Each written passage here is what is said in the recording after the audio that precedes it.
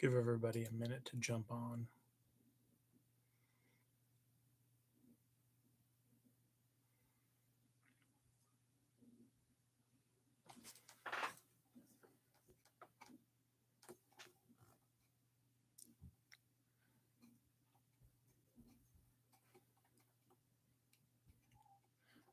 I can't fix that. That's fine.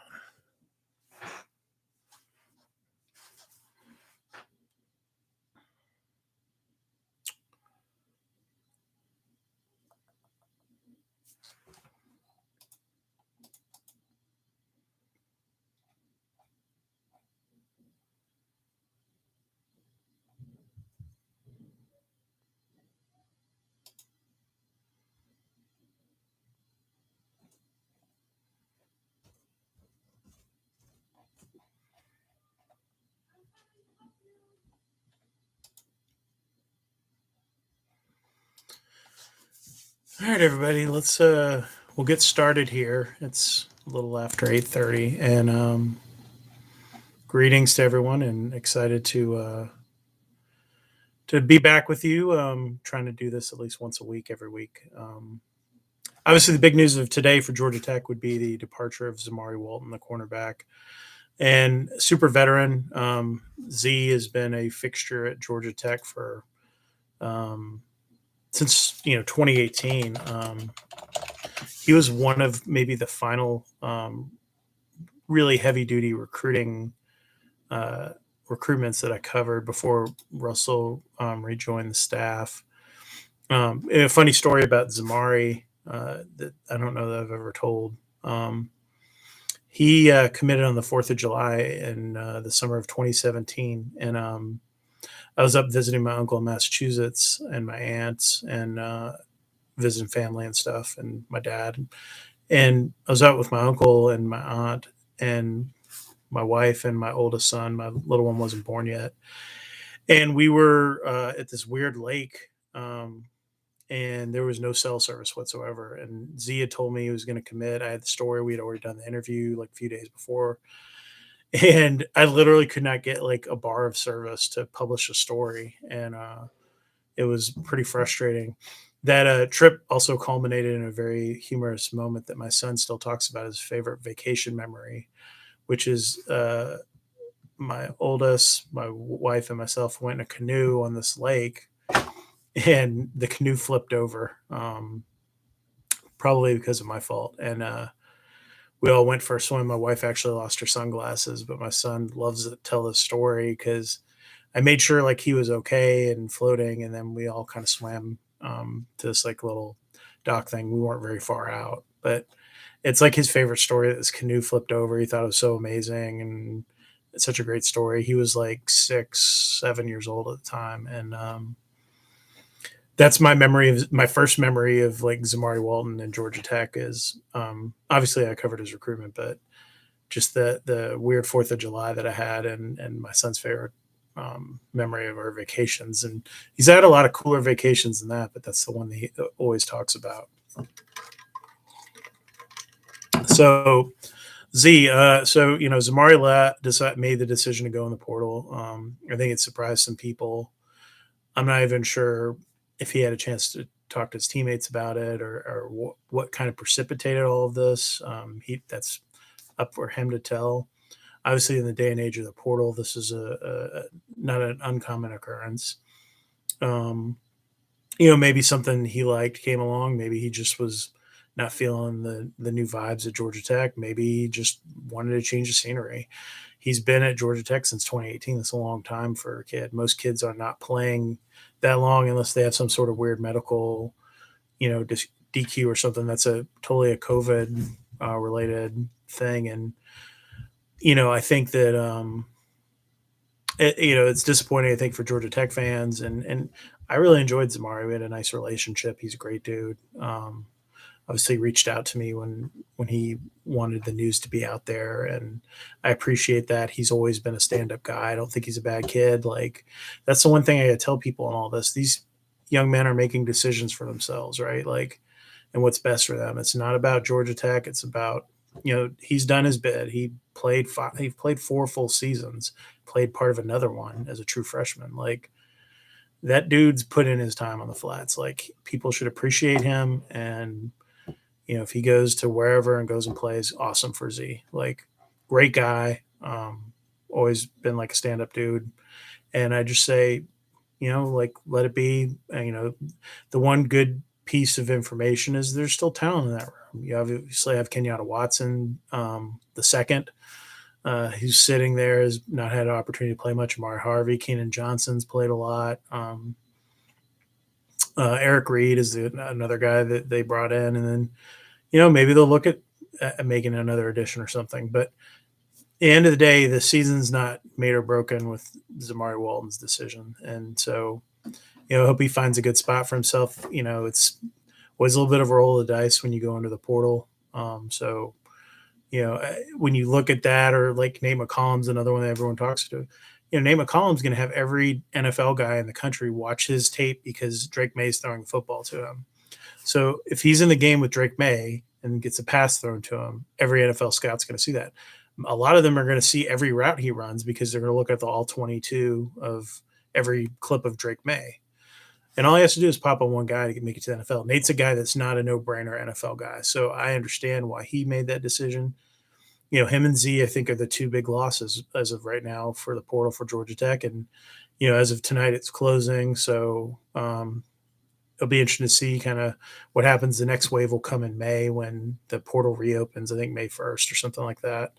And, maybe there's more movement around then. But, Brent Key's still going to be looking to bring, people to come back in too. Like, that's the other thing that people got to remember is,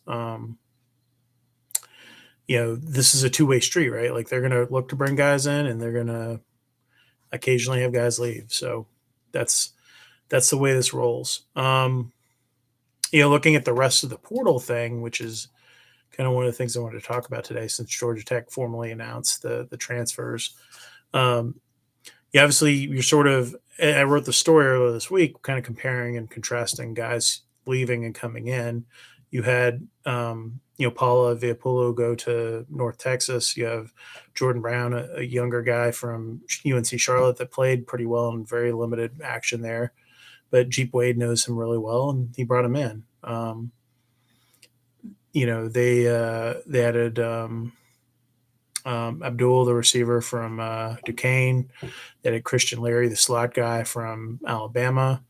They added Ruben, the D tackle from Clemson, and Brett Seether, the tight end from Georgia. The funny thing about Brett Seether is, I was talking about this on Chuck Oliver's radio show today. No one really knows what he is yet. He was obviously behind two like NFL tight ends, and the third guy is a potential NFL guy as well that were sort of the core group there. And so it's sort of a blank slate. That whole tight end room right now is sort of a blank slate. You have a new coach, the third coach in 3 years for those guys, like the Dylan Leonards and the Billy Wards that have been there for a minute. And, the bar is really low right now. That production's not been what any of them want, any of those kids want. Guys like Dylan Leonard just haven't been healthy either, which has really set him back. He's had a considerable amount of injuries the last 2 years. And, if those guys can stay healthy, I think it changes the math a little bit. You have now 3 older guys, and Seether, Dylan Leonard, and Luke Benson all back. And then Billy Ward and Jackson Long, the kid they added from USF via the portal, is a young kid that they recruited out of high school and wanted to sign. So I think there's some positive momentum in that room. Hopefully they'll get some more production. That, like I said, that's where you can actually replace Nate McCollum's production more than anywhere else on the team. Is they really didn't get a whole lot of pass catching out of that tight end position. That's a lot of the stuff that Nate did in terms of kind of being the guy, the safety valve for Jeff, Zach, and Zach. Those things can be done by tight end too. So I think that, Seether, if he can kind of show you something there, I think that's, an interesting pickup. And obviously Buster Faulkner knows a lot about him, having spent the last few years with him at Georgia. So I don't think he'd be wasting his tight end bullet on a kid that he didn't believe in.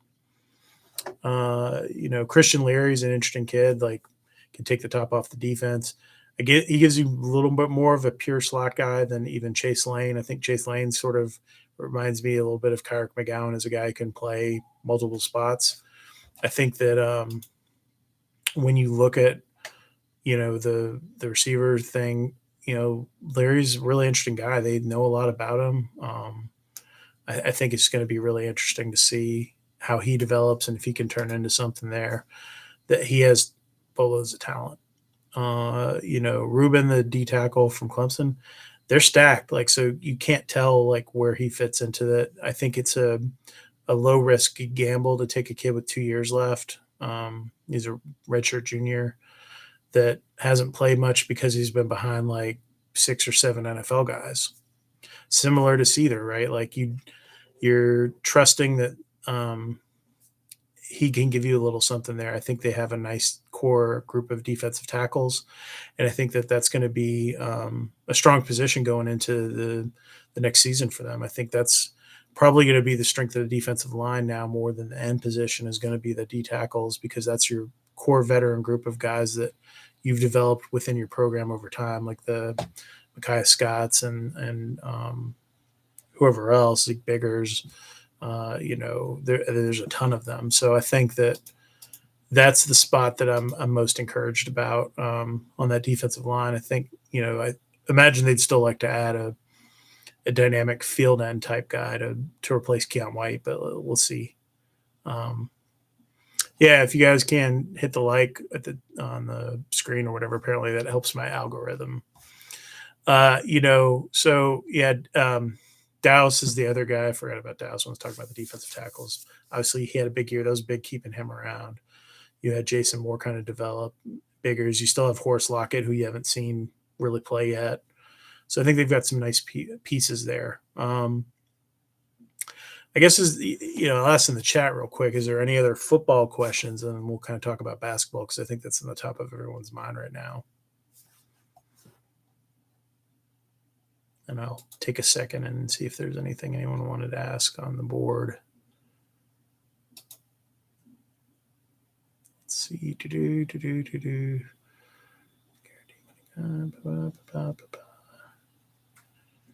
Remaining portal priorities by position. I would say outside wide receiver is a priority. I think you want to find someone that's been productive to match with Leo and the other guys. I mean, they have a lot of young talent there, but if you look at like the actual on the field production from that receiver position, it's not.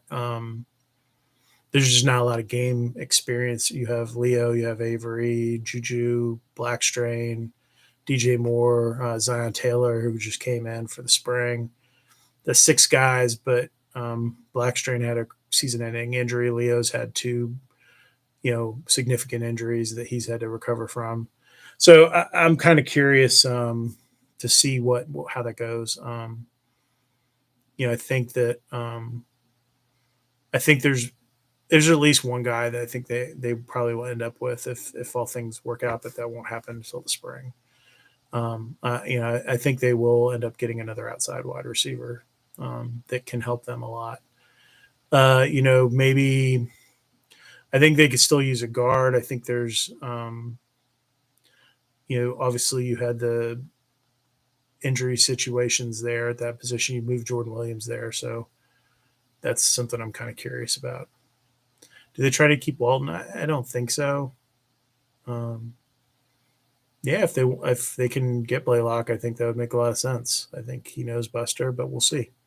Like that's, always an interesting thing when you get in the portal. Which position coach will have the best group by the end of the season? It's an interesting question. I guess I could look at it at either side of the ball. I would say I really like the running back room actually right now. I like Dante Smith. I like Trey Cooley. I like Jamie Felix a lot. Dalen Gordon even really is a talented guy. They're bringing in some young guys there. You have Evan Dickens, the freshman they just added. I like what they have in the running back room. I think that group underachieved last year in the offense and certainly was not as productive as expected. I smell smoke about Demo returning to Atlanta. Anything new to say there? Nothing new. I haven't heard anything new from Demo. Great guy. I enjoy getting an opportunity to talk to him some, and he's a legendary guy in terms of Georgia Tech, and a great kind of personality, and a guy that can guide young men and be that confidant and stuff. And I think you need to have people like that in your program. Do you think having our 24 quarterback early in the class will make a noticeable difference? Well, so yeah, it can, because that guy can be the leader for your recruiting class, right? Like, typically you want an ambassador for your class, a guy that kind of rallies people and gets them to be on board. And it can come from anywhere on your team, but usually some of the stronger ones are quarterbacks that be like, hey, come play with me. I'm going to do this. I'm going to do that. Like, that's what you're looking for. Let's see. Do they try and retain Walton? I don't know. My gut says no. I really like Z, but I think if you're making a decision right now, I think he has something in mind of what he's looking for. And it's not Georgia Tech, because it'd be easier for him to just stay in and go out in the spring. But if he's going now, then I think there's a reason as to why.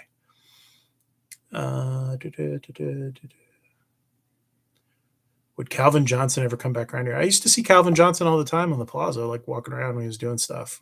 Yeah, he's around sometimes. I mean, he is a guy that does not want to be bothered in terms of doing media, being outward. He is someone that likes to do things quietly, and does a lot of things for charity and will help people and help Georgia Tech even at times with stuff. But it's all done very discreetly. That's just how Calvin Johnson rolls.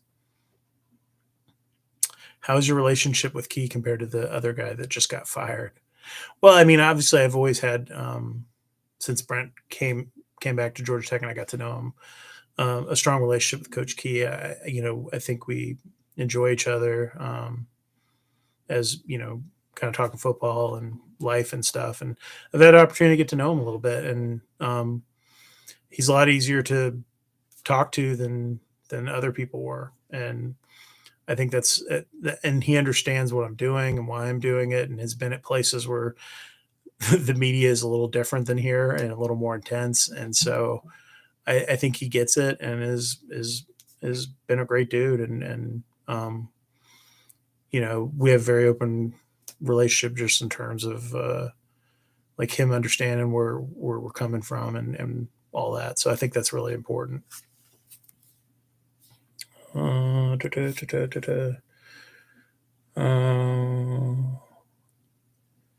Someone asked about contracts and guaranteed money. So I guess that's kind of how we can dovetail a little bit into talking about basketball too.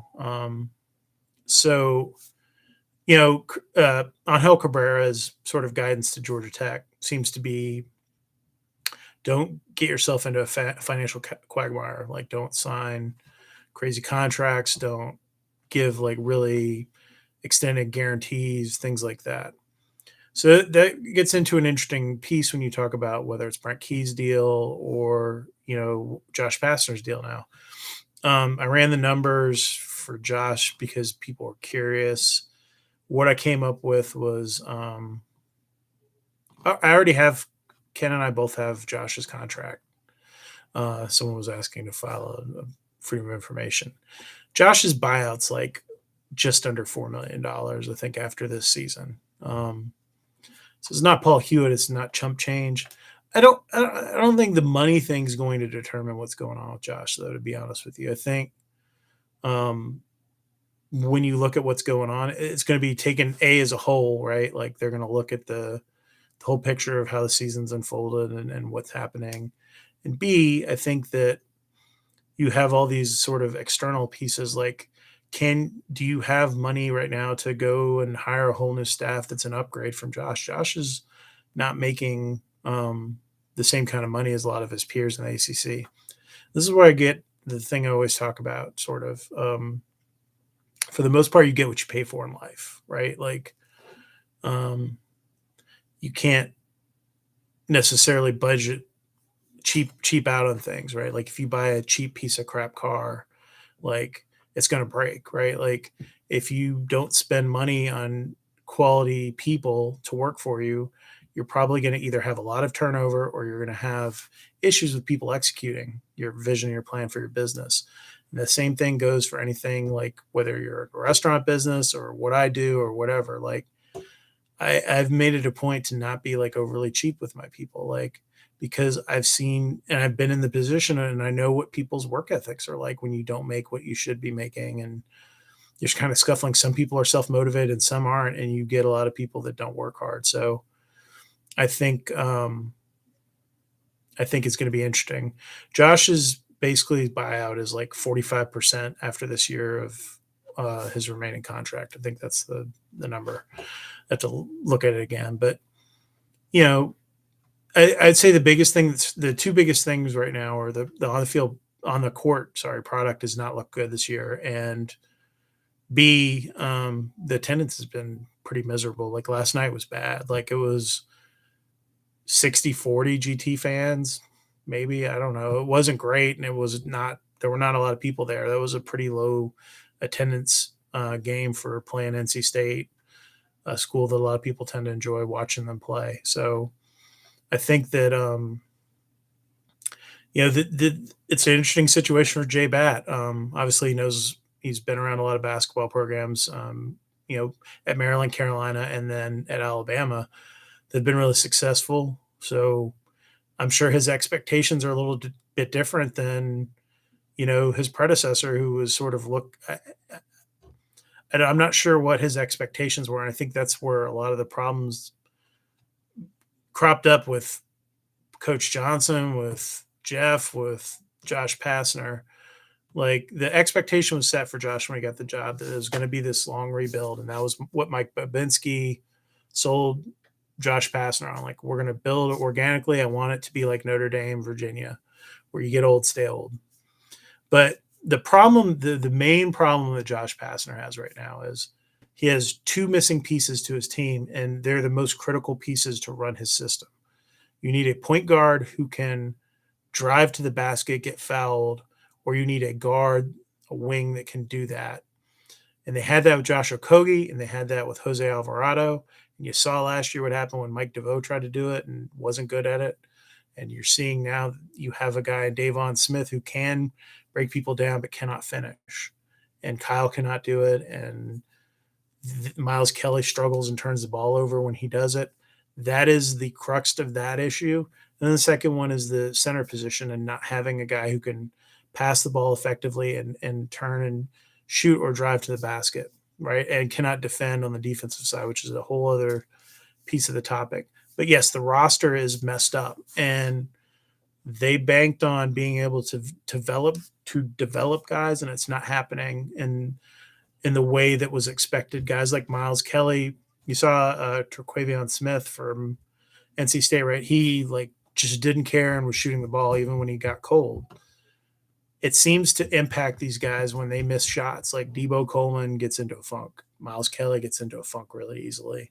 Lance Terry is basically playing like one good game offensively and then like three bad ones. And that is a major issue. But here's the other thing with Georgia Tech. Georgia Tech has struggled with that point guard position for now, like, when was it, like Jarrett Jack, maybe, like Crit? Like, I mean, you got to go back like 20 years now. Like, it's been a series other than Jose of just mediocre. Brian Gregory's best team, he moved Marcus Georges Hunt to point guard and played him as the point guard because he could dribble drive. Like, it has been a series. Mo Miller, everyone remember him. Like, Solomon Poole. Like, there have been a long list of these bad point guards, and that's what's killing you. You need a guy that's going to be a killer for you, and that was what made Jose great. So I think that I don't know what's presented. So someone's asking me, what are the chances of Miles Kelly or Jalen Moore or Debo or whatever leaving after the season? I have no idea. No one knows at this point. I don't know that their stock's that great at the moment, but it's going to be interesting. I think Blue Kane could come in and start, to be honest with you. I think he can do a lot of those things. Mufon Udofia is another one. Like, Mufon, like, great guy, like, good defensive guard. He was not a killer point guard. He was certainly not in the legacy of Georgia Tech point guards that they've had, and certainly not comparable to um, most of the guys that were around, in the years prior to Georgia Tech when Georgia Tech was point guard U. But the other problem too with Georgia Tech basketball is that the team's young, right? Like I think I put up the thing from the game last night. Yeah, Josh Heath. Um, the uh, the the age difference, right? When you play so they played Notre Dame, where they played NC State in the last couple games, and those teams are trotting out fifth year, sixth year guys, right? Everyone but the Smith kid, who's an NBA player, basically, were fifth, sixth year guys, and Georgia Tech's trotting out. Their three main guys are all redshirt, or I mean, I'm sorry, true sophomores, second year guys, and then you have your older guys are like Rodney Howard or Javon Franklin or Lance Terry, guys who probably are not ACC level starters, and would not start anywhere else in the league probably. So that's a problem. So what does Josh have to lose by changing things up offensively, by maintaining status quo? It almost looks like waving away flag. So was it 2019 they did that? They changed the offense up a little bit. I don't know. It's fascinating to me because they're running an offense that's basically the offense that Javaris Hardy put in. This is not what he ran at Memphis. It's that, again, ironically, the problem at Memphis too was his offense. Like that, people had a lot of issues with that. They were great in transition, and then we're not good in the half court. They're still bad in the half court, and they're bad when they get bogged down and are not in transition and getting free buckets. And you can't get in transition when your defense is not quite good enough because you don't have a shot blocker. Like there's all sort of issues. I'd say the other core issue that I've noticed is, and I've even talked to Josh about this, on the side, is like, why do they not have like a 6'7" wing like that has long arms? Like, why are all their guys the size of two guards? Like, those things are the things that kill them. It kills them on driving the hoop. It kills them because those guys can't dunk or finish as easily. Like Debo's trying to post up a guy who's 4 inches taller than him. Like all of those things are problematic. And that's where it gets into the roster management piece. And he's got to do better. And I think pressure is going to start building on him, especially if they don't start turning this around. Like now the reality is typically Josh's teams have been really turned the corner after maybe the second week in January, like right around now is when they typically turn the corner and start playing better. Maybe they can do that. I mean, if they played half decent if they shot the ball half decently last night, they beat NC State. I mean, Kevin Keats talked about it in the post game. His team didn't play well and they still won because Georgia Tech couldn't hit, couldn't find sand in the desert. Like it couldn't find the ocean from a pier. Like it was just as bad a shooting performance as I've seen at Georgia Tech. So that's an anomaly that those guys can shoot. Like I can tell you that they were all highly recruited. What's going on there? I don't know. Maybe it's in their heads now. Like maybe it's the pressure Josh is putting on them to perform. Maybe it's a coaching thing. I don't know. It's just, I think it's very frustrating for people to watch.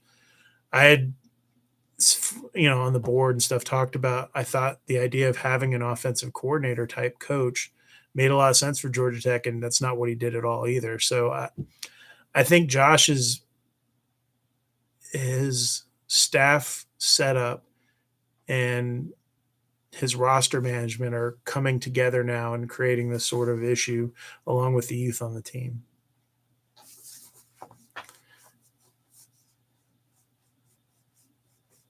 Ron Hunter.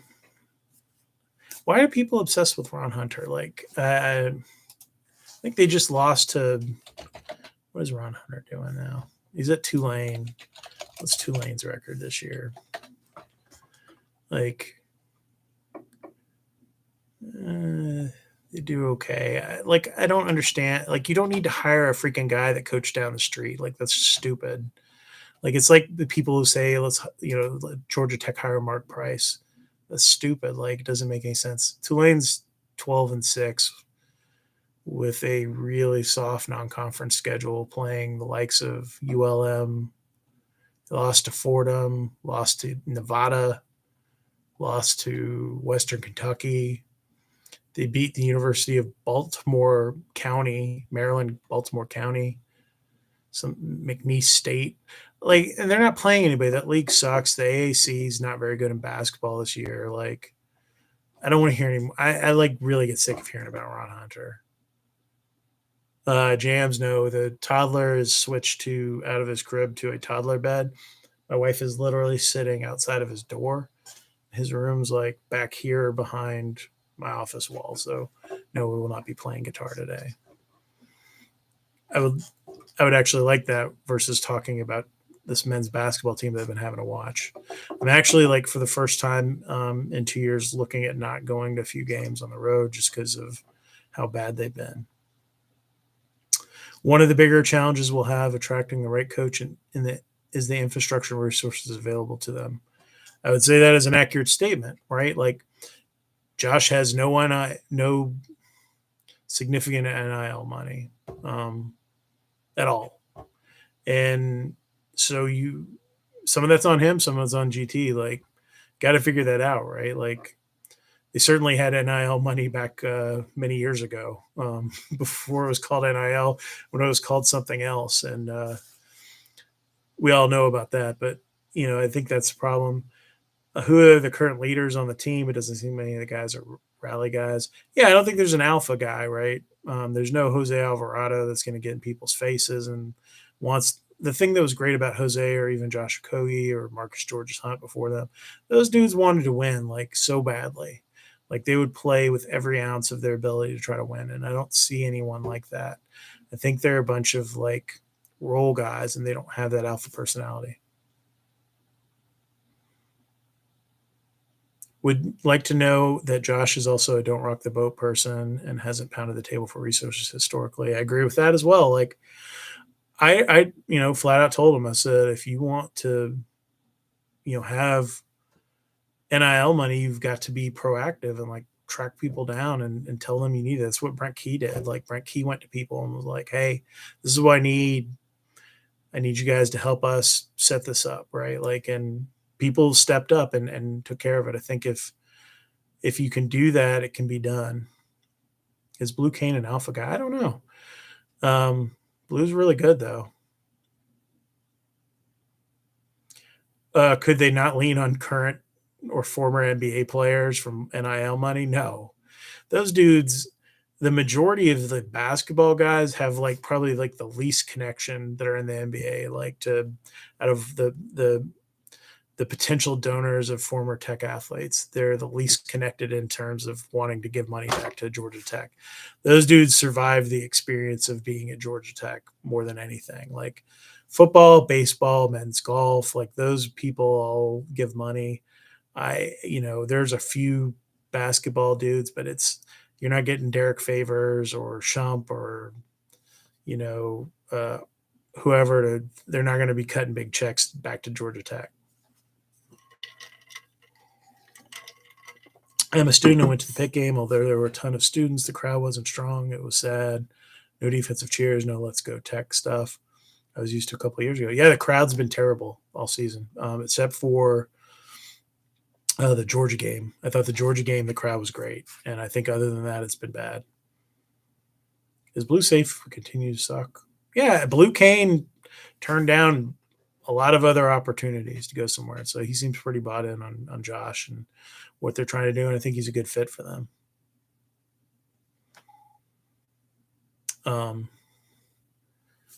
I think that it's going to be an interesting time to see what the plan is. And that's where it gets real interesting with Jay,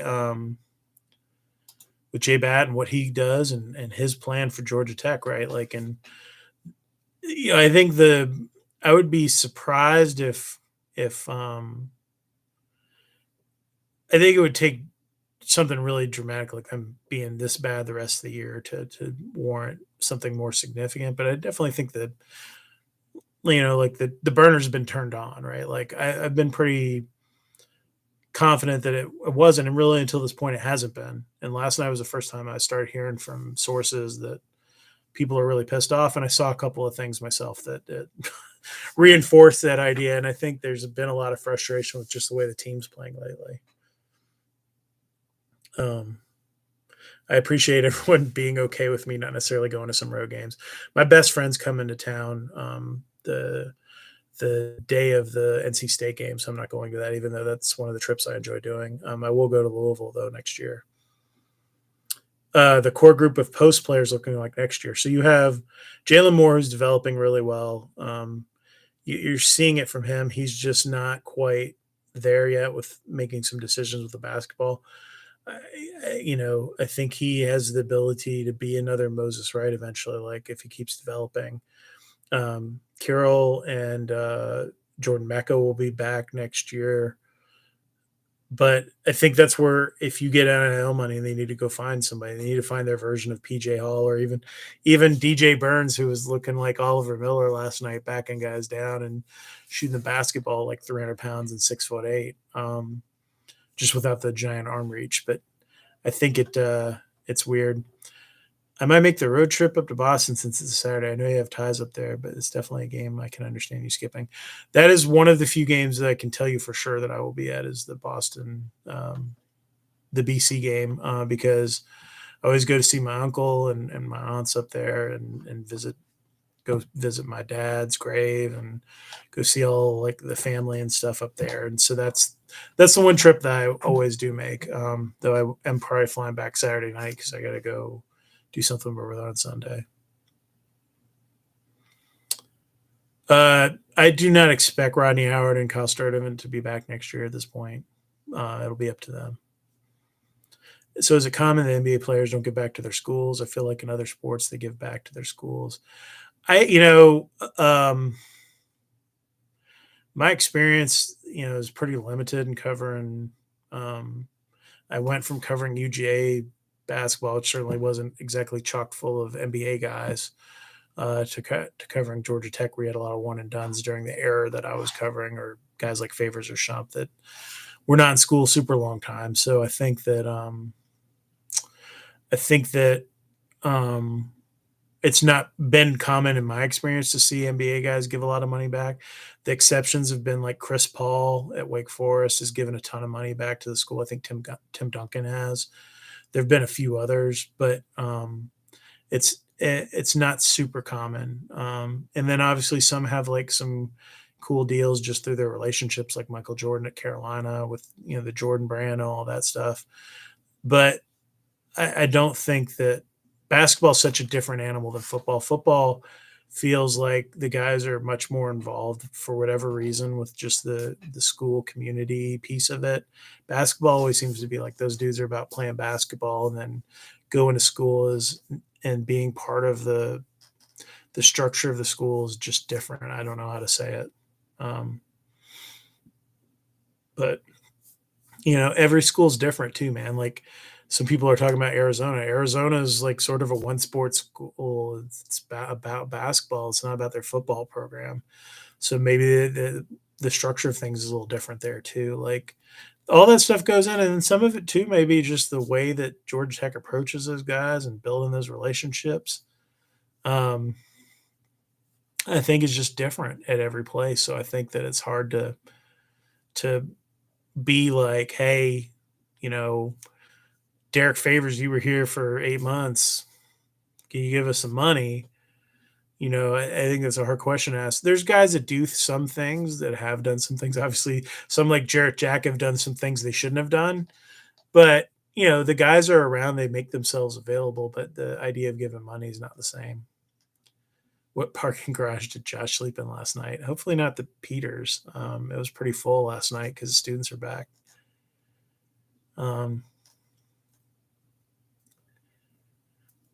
Yeah, make sure you guys like the thing. Apparently, that helps my algorithm and will help monetize the channel so we can get some more revenue streams and bring you new and wonderful things on Jacketsonline in the fall. We're getting ready to give you guys a little close up here. I'll give a little preview of kind of what's coming up. Rivals Camp Series starts up in March.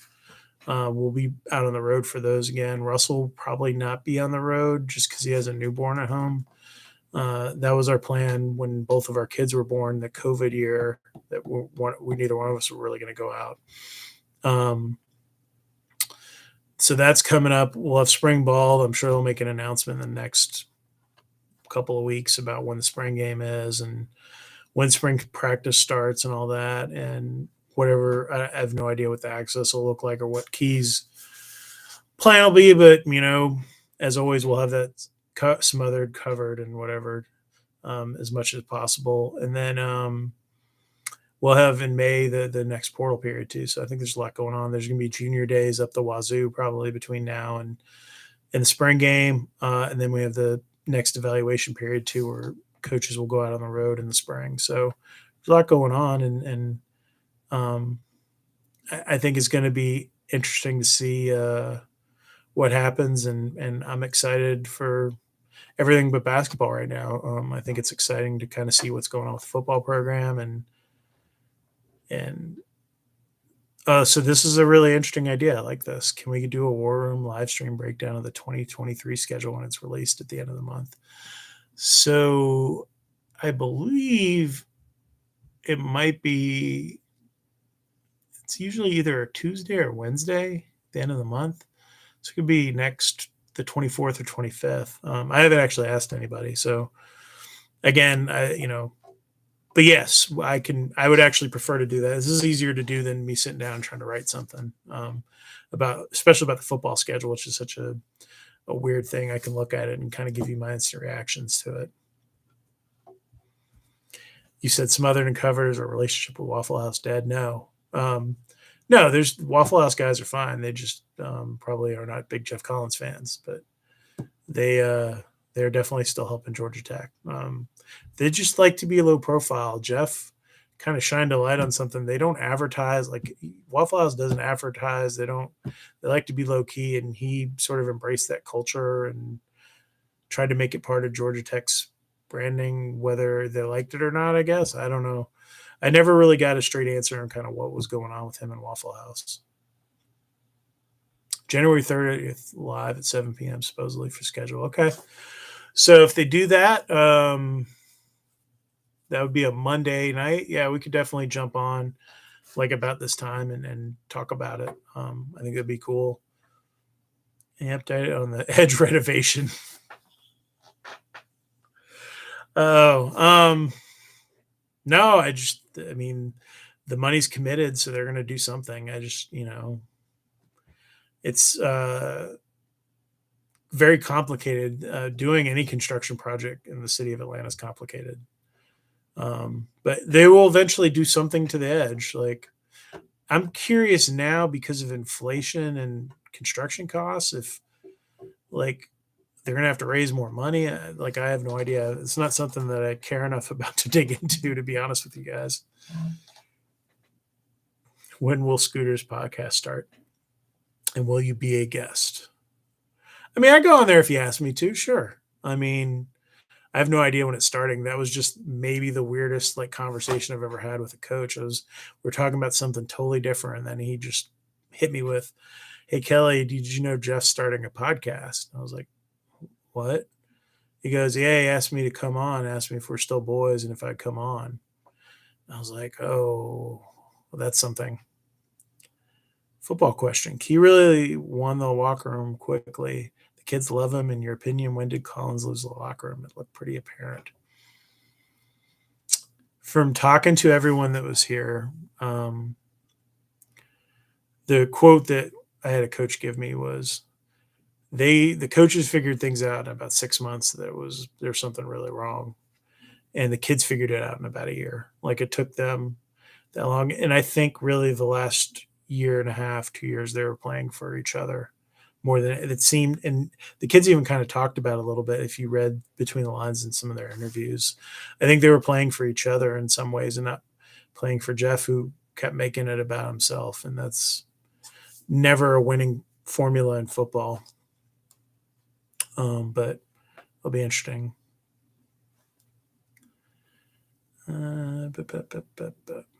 All right. Well, I think that about does it, guys. Let me double check and make sure there's not another question that I missed. The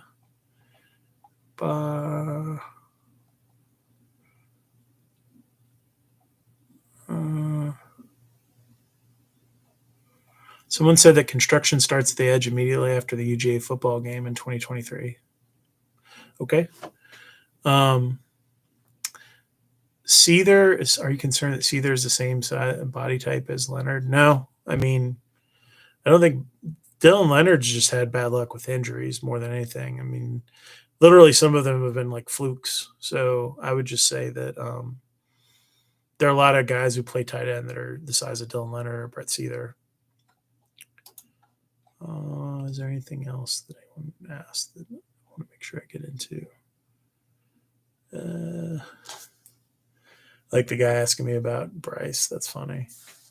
Have you heard or communicated with Jeff Collins at all? I sense the bitterness between him and all things GT.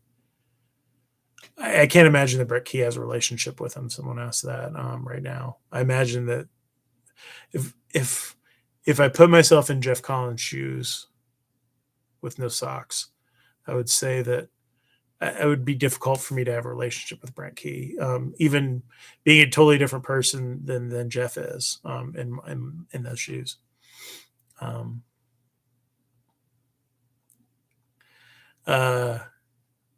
Any other portal entries on the Walton level to be possibly worried about? There's nothing else that I'm aware of. That one was very funny. What happened with Zamari, because ironically it was Russell that kind of caught wind that something might be going on, and he shot me a text, and then I asked somebody in the middle of that. I got a message from Z telling me that he was going to the portal and it was okay to put it out there, that he had submitted his paperwork. So it was just totally random, like weird. And I was just lucky I was sitting at the computer, to be honest with you. Do I see Kenyatta Watson stepping in? I mean, Kenyatta's a really good cover corner. He does a nice job.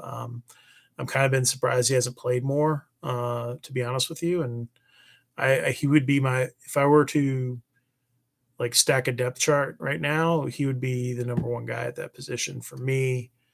But I think it'll be an open competition still. But if I were to handicap it, Kenyatta would be the favorite to be Kenyatta 2 would be the favorite to be the starting spot for Z. And again, like, it sucks losing Z, but it's again different than even like Jameer or even Nate McCollum. It's just so different. How do players communicate with me? Text, social media, etc. All of the above. I mean, I've known Z since he was 16. Do you know the home games? No, I don't. I could find out the schedule if I want to, but I couldn't tell you guys even if I know it. So I'm sure Brent and them have the schedule now and his staff and all that. But I'm a big believer in letting, like, the ACC wants to have their day. Like, even if I had the schedule, I would not be like wanting to leak it out. The only thing that I would probably do is go like swallow up some hotel rooms before they're announced for the road games. That would be like my one thing that maybe I go like on my Hilton app and book all the rooms that I need for the fall. Do they move LaMiles to corner? I think LaMiles did a great job. I don't know why you'd move him. I think you play one of the three LaMiles, Clayton, Powley, or King at nickel. Or Clayton Powley can actually play corner too. I don't think you move him though. All right, folks. I'm gonna check out for the night. Go see if my wife has gotten our toddler to sleep in his bed. Last question: any word on Arik Gilbert? Hope he's okay mentally, but we take a chance on him with Buster. My thought is that Arik Gilbert's going to end up going to like an HBCU or something. I hope that kid gets the help he needs. It seems like he's had some mental health struggles, and they've been documented a little bit. And really talented guy. Seems, the one or two times I met him was always really nice to me. But it just seems like a tough situation there. I don't feel like that's well worth jumping into. And yeah, I do wonder if he can get into school. But on that note, I'll leave you guys, and we can take this up again hopefully next week.